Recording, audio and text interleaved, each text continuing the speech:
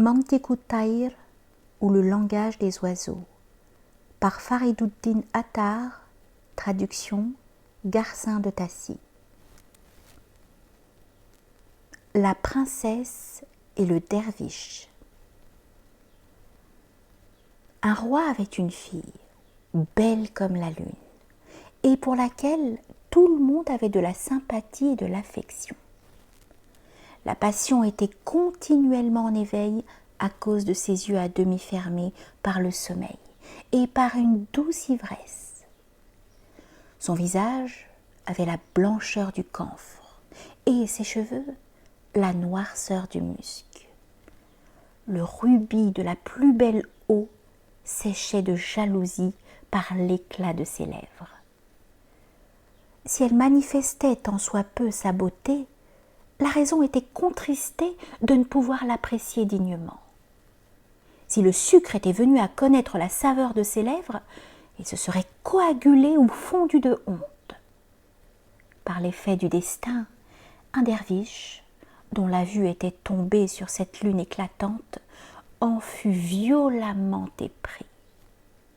Le pauvre homme avait à la main un petit pain rond, tandis que le pain qui aurait pu le nourrir était resté chez le boulanger.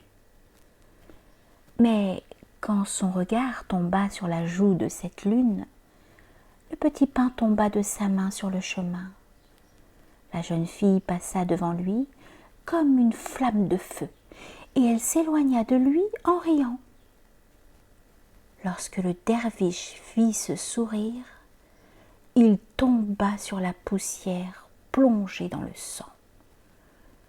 Il avait encore la moitié de son pain et la moitié de son âme.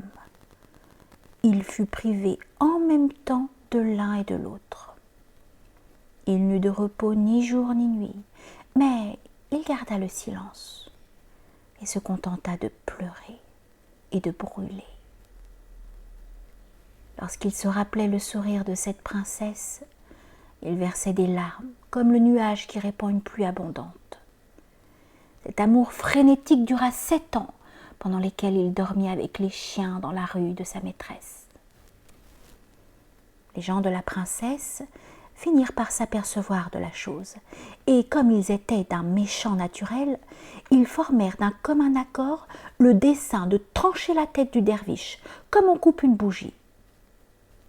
Toutefois, cette princesse appela le fakir en secret et lui dit: « Y a-t-il quelque rapprochement possible entre une personne comme moi et une personne comme toi ? Mais sache que mes gens en veulent à ta vie.